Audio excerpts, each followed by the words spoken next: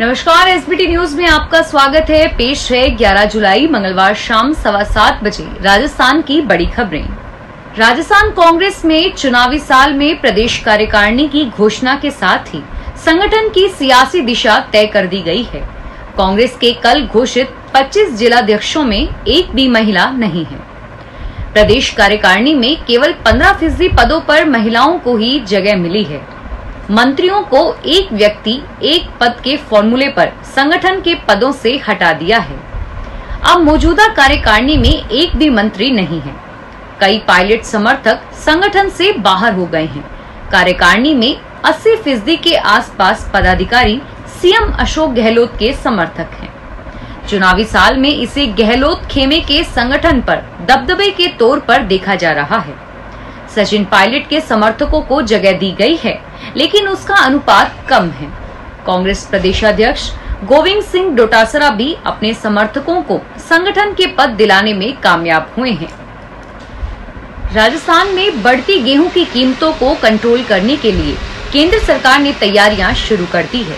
सरकार अब बड़े और छोटे व्यापारियों के आमजन को सामान्य दर पर आटा उपलब्ध करवाने की योजना ला रही है। ये आटे के पैकेट बाजार में उपलब्ध करवाए जाएंगे।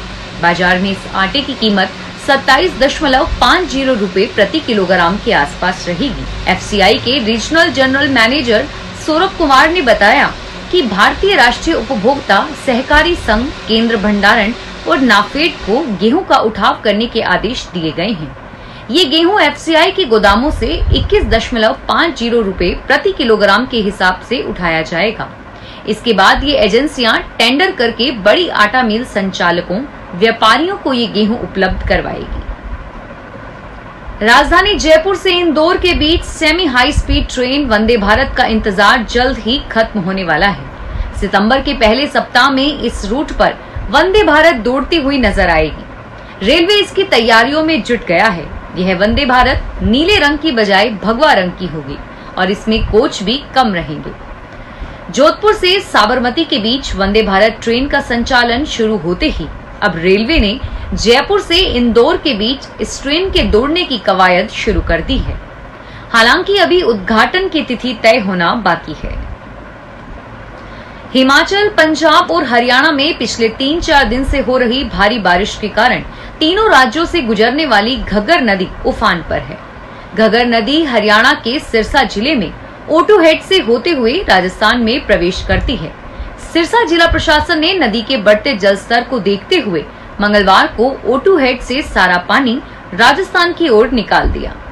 ओटू हेड के सारे गेट खोल दिए गए हैं। घग्गर नदी का जल स्तर मंगलवार दोपहर 12 बजे बढ़कर 60,373 क्यूसेक तक पहुंच गया।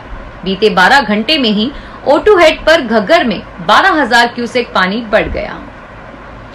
राजस्थान सामाजिक न्याय एवं अधिकारिता विभाग के वित्तीय सलाहकार ने जैसलमेर के 3 ब्लॉक में मुख्यमंत्री कन्यादान योजना के 1.3 करोड़ रुपए हड़पने का मामला एसीबी में दर्ज करवाया है।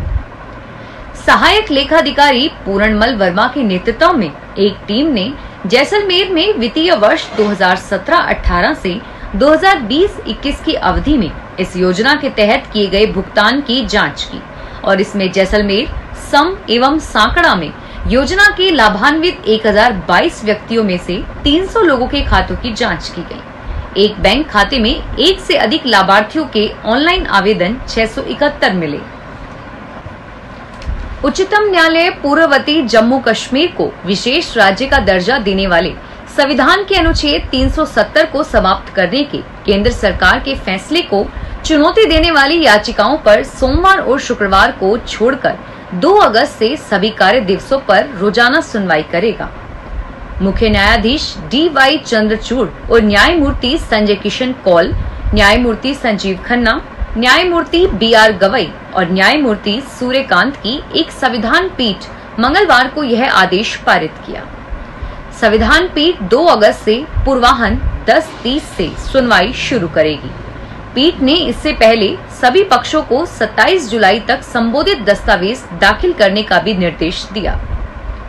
राजस्थान कर्मचारी चयन बोर्ड जयपुर ने सीधी भर्ती के तहत कृषि पर्यवेक्षक पदों पर भर्ती निकाली है। इस भर्ती के जरिए कुल 430 पदों को भरा जाएगा। इनमें गैर अनुसूचित क्षेत्र के लिए 385, जबकि अनुसूचित क्षेत्र के लिए 45 पद हैं। आवेदन ऑनलाइन भी स्वीकार किए जाएंगे और इन पदों के लिए आवेदन प्रक्रिया 15 जुलाई से शुरू होगी।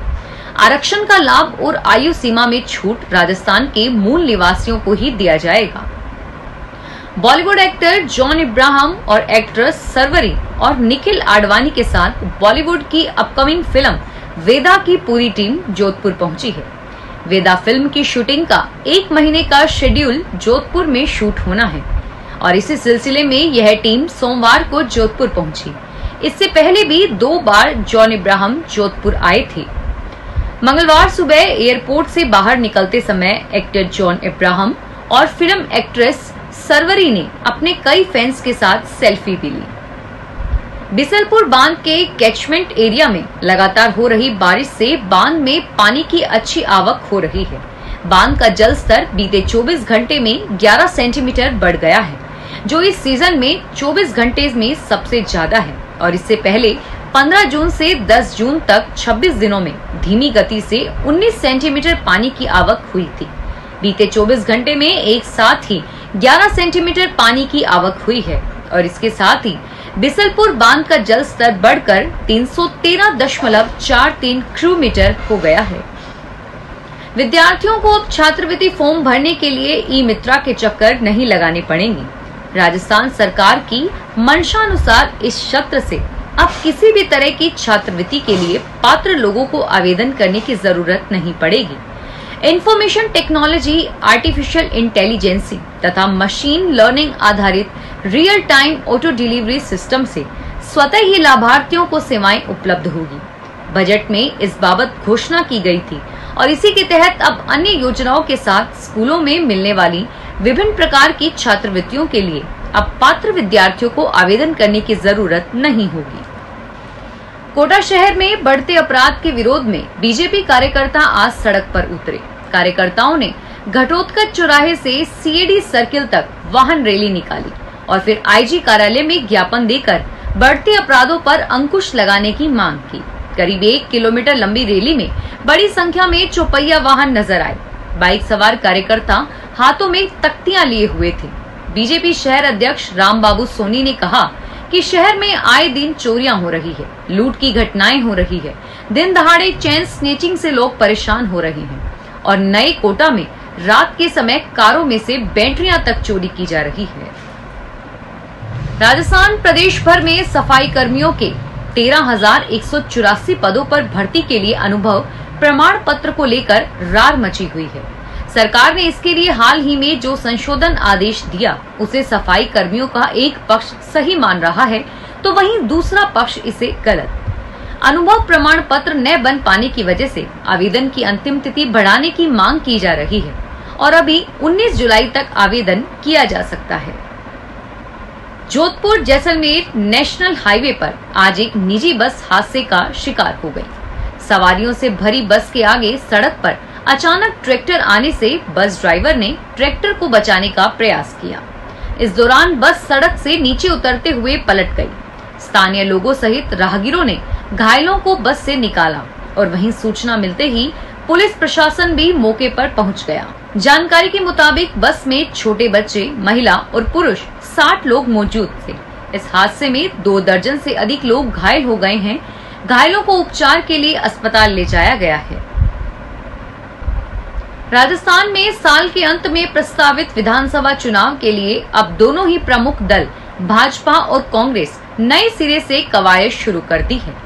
इस कड़ी में भाजपा के बाद सोमवार को कांग्रेस ने भी अपने पदाधिकारियों को सूची जारी कर दी है। हालांकि संगठन की अन्य इकाइयों को लेकर अब भी पार्टी को निर्णय नहीं ले पाई है। वर्तमान हालात पर नजर डाली जाए तो पिछले सप्ताह भाजपा ने अपने संगठन में आमूलचूल परिवर्तन करते हुए तमाम मोर्चा के प्रमुख पदों में बदलाव कर दिया। सीपी जोशी के प्रदेशाध्यक्ष बनने के बाद भाजपा में पहली बार इतना बड़ा फेरबदल किया गया है और वहीं कांग्रेस में पार्टी का प्रदेशाध्यक्ष तो बदला पर संगठन में विभिन्न पदों को लेकर कोई खास परिवर्तन नहीं हुआ। राजस्थान भ्रष्टाचार निरोधक ब्यूरो के महानिरीक्षक सवाई सिंह गोदारा ने भ्रष्टाचार से जुड़ी कार्रवाइयों को लेकर उदयपुर संभाग के अधिकारियों की बैठक ली। बैठक में उन्होंने मीडिया से बातचीत करते हुए भ्रष्टाचार के बारे में कई बातें सामने रखी। सरकार से मिलने वाले परिवादियों की राशि पर उन्होंने कहा कि अब तक 70 लाख रुपए दे चुके हैं। आम आदमी भी इसका लाभ उठा सकता है और इसके अलावा भी उन्होंने जन सहयोग के बारे में भी बात रखी। फिलहाल इस बुलेटिन में इतना ही, फिर हाजिर होंगे तमाम बड़ी खबरों के साथ।